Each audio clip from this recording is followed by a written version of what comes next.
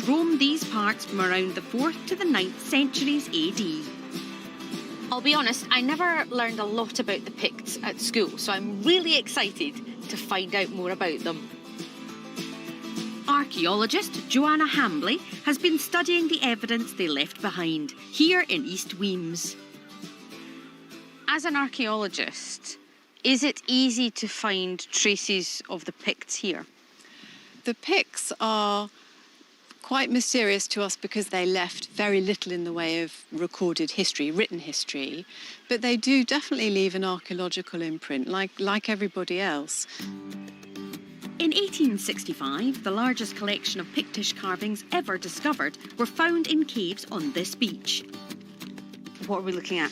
This is a really obvious one, and it's a double disc. What is this, then?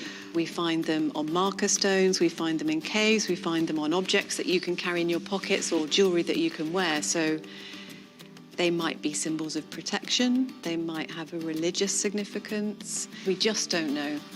When would this have been carved? This carving was carved in the 4th century. One of the things I'm very much enjoying is that Joanna's having to duck down to walk through this cave, and I'm absolutely fine. Carry on, Joanna. Clearly, I would have made an inch-perfect Pict. So on this side of the cave, we have a pretty special carving here. It goes all the way along here. Oh, I see. That's the prow. Oh, I see it now. It's a ship. It's a boat. It is a boat, yeah. Joanna, are there any other carvings that we can look at? There's a couple of really special carvings, but they're in an out-of-the-way cave that not many people know about, and we want to keep it that way. Absolutely fine, Joanna, because what we can do is this. Stop filming now. We very rarely do this in Secret Scotland, but stop now. So now I'm sworn to secrecy. After you. Secret cave. This cave is difficult to find, but was clearly well known to the Picts. Well, here we are. It contains Pictish carvings thought to be amongst the oldest ever found. It's looking a bit green at the moment. Yeah. And this is one that Victorians call the spectacle carving. Oh, you can see why, can't you? Yes. It does look like a pair of spectacles. Like, that would balance on a nose. And it's our most undamaged original double disc that we have. And you can see in the middle of the circle there's a little dot as well, so probably it was carved using a compass, probably. Yes. It is absolutely fascinating, Joanna, to see it. Honestly, I think you've shown us one of the most genuinely secret places we've ever seen. But the Picts left behind more than just carvings. Back in a less secret cave, I'm meeting Hamish Lamley. He's a leather worker and expert in Pictish design. Hamish, tell me, what were the Picts like as people? They spoke P-Celtic, which is more like Welsh. So they were very different from their Gaelic neighbours in the west. And they were living in fantastic structures like big stone broch towers and caves like this.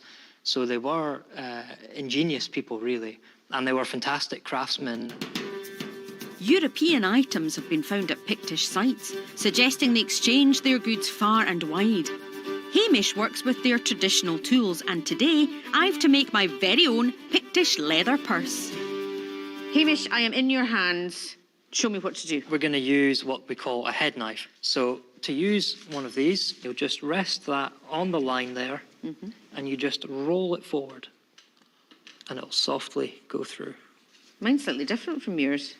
Yours is the cut-down version, which is much safer. I've got the safer knife. Honestly, it's like being back at school again when I was given the safety scissors because no one could trust me.